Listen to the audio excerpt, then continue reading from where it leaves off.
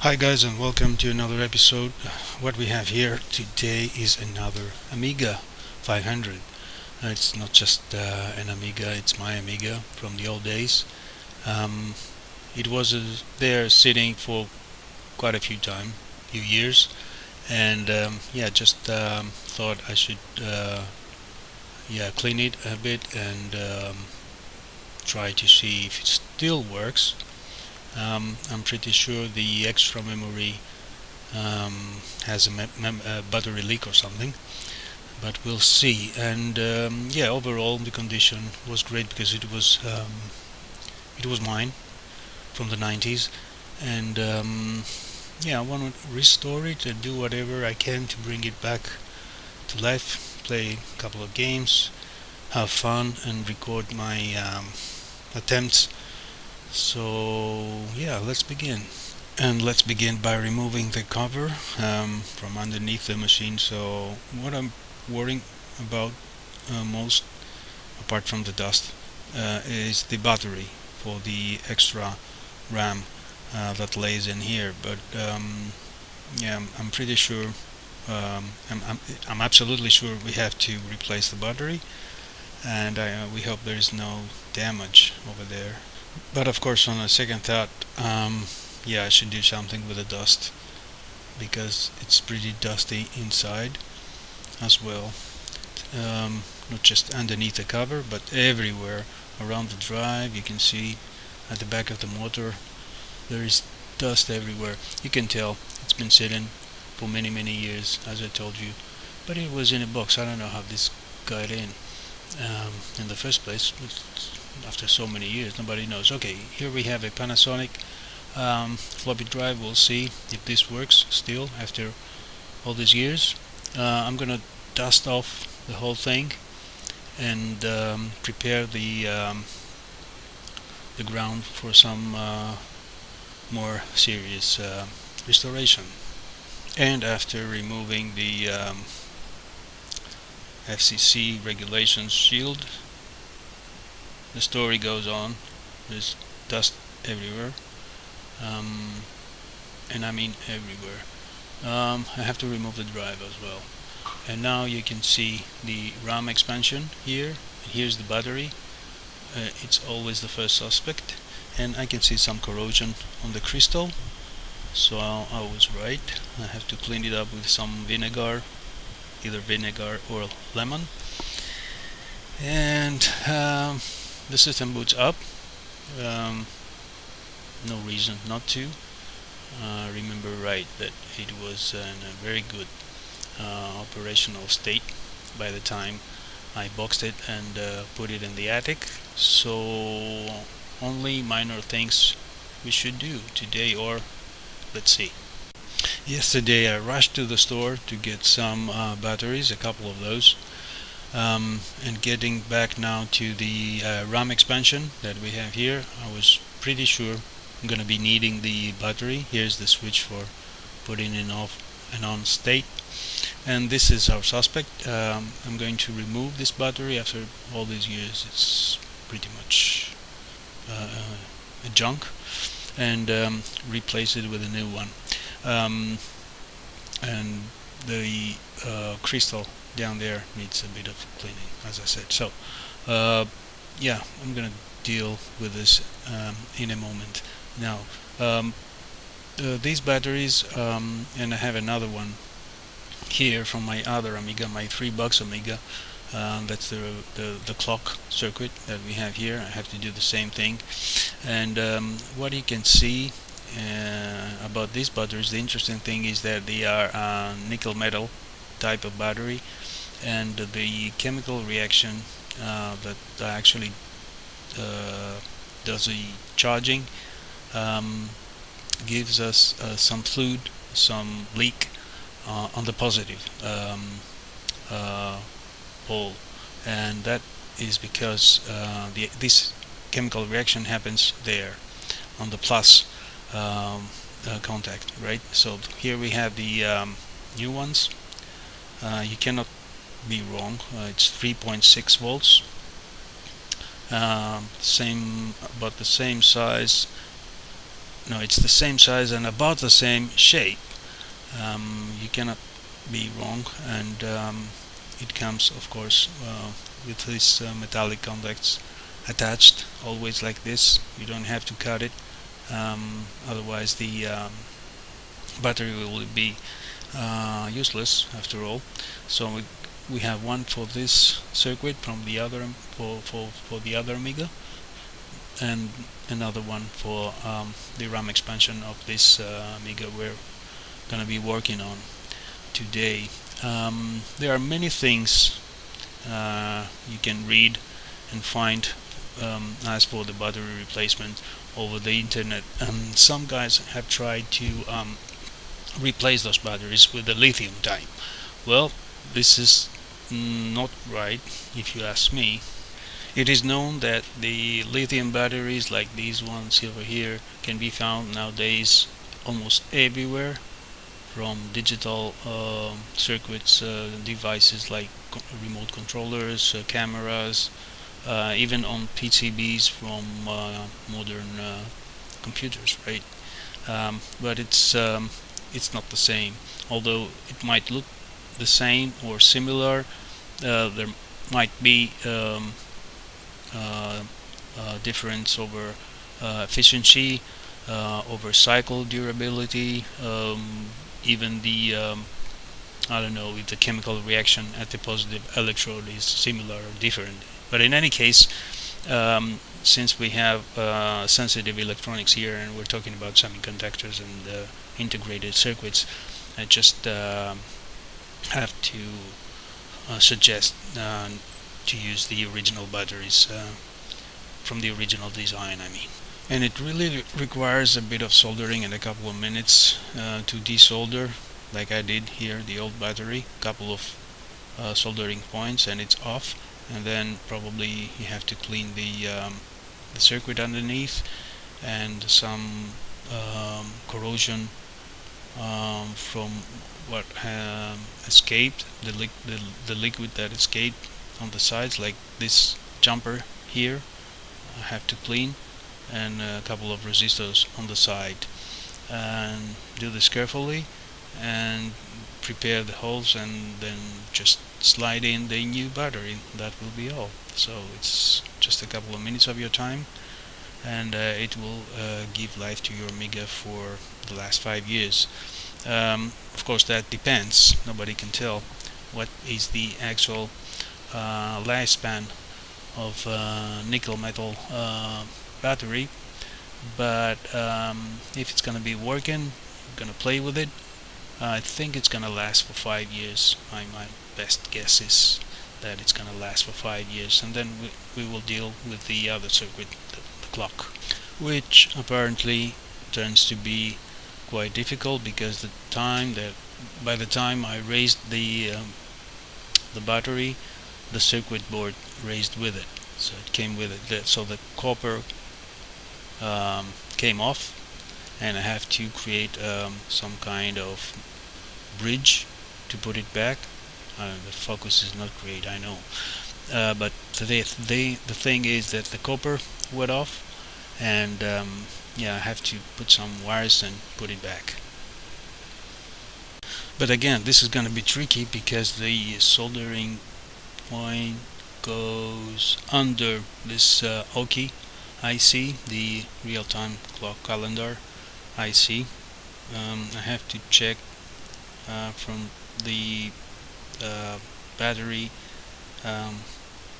the soldering point from the battery, yeah, where it goes exactly. I can see the negative, but I have to follow and trace the positive lead where it goes, right under the and then put the new battery in place. But I think I'm gonna leave this on the side for this circuit right now. I have just removed the battery. It will only take a while to put the new one in and trace the connection needs to be made, bridge it manually, and that will be all, I guess. But now let's get back to our main board. As I suspected, and I knew it, like I knew it before. The floppy drive is useless. It doesn't do anything, just weird sounds. So I got this new GoTek USB drive, or floppy emulator, if you will. I just have ordered this a couple of weeks before from eBay. Now I have it, and let's try together how this fits and how this works. What I think is necessary to give the certain height to the device to look like the original floppy drive, just because I want to put it internally, is to get those special screws from the floppy and take advantage of the screws which are at the same position over the GoTek, and screw it on the mainboard using those screws. The rails on the side or underneath the floppy drive, I don't think those are needed. Just have to see if I can make those holes bigger. And finally I have to put the last screw on the side of the drive to make it stable, and it is in the place of the old floppy. The cable, the ribbon cable, is barely enough to reach the connector at the back of the GoTek, but it looks okay. I think all I have to do now is to cut off some plastic parts to make it fit. But first, a test. I have loaded the USB stick with one of my favorite games, ever classics, 1943, and since everything looks good, I'm gonna be placing the extra RAM memory module underneath the machine, and I'll be ready to modify the plastic case and then close it up, call it a wrap, and be happy. I'm gonna, of course, load more games after that, but let's finish up with the project now. So let's carry on with the test. The positive connection to the battery, the negative to the shield. Again, the positive and the shield gives us 3.8. I guess we're good. That's but it's over the circuit right now, so it keeps the battery alive and it's recharging as we play. So everything looks good so far. Now, in order to take the measurement and check where to cut the plastic, I'm using another case from another Amiga. The top cover, this one, is from another machine, as the top cover of my Amiga is under the sun and get dried. So I think I'm gonna be cutting this part off to make it to make the digital indicator visible, and to have access to up and down keys selecting the games. So right there, it's gonna be a straight cut, and another straight cut right over here. So, and then we can have access to the digital display and the buttons. Above the buttons, there is a little LED that gives us the emulation of the floppy, like it is reading the data from the disk in real time. Another idea is for you to get the stick closer to you, or to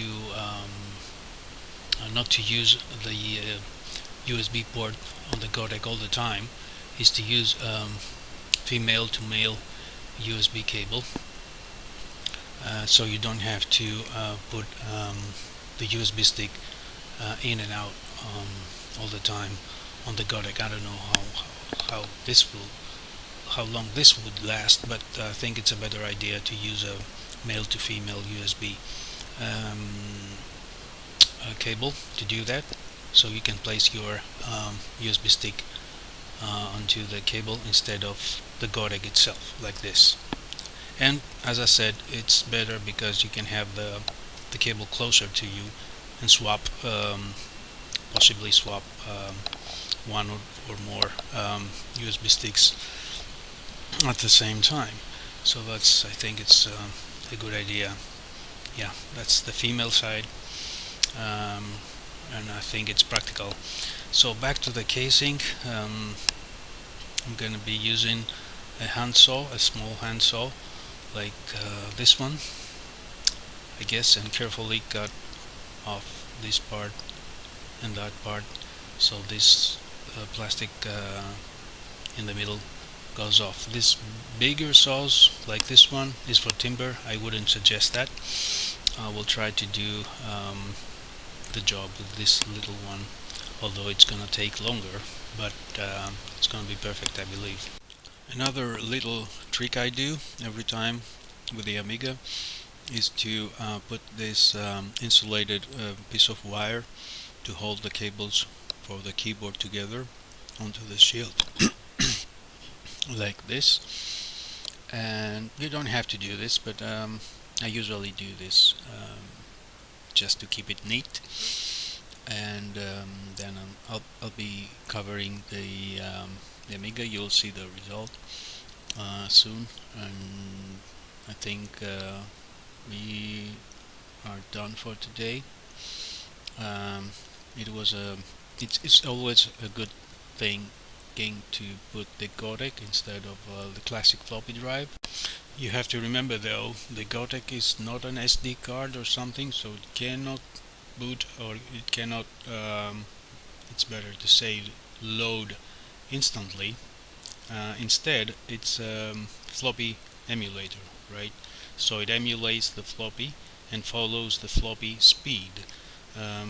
Therefore, you have to wait a couple of seconds before, like in this case, the game is loaded. Yeah, it's absolutely working the same way,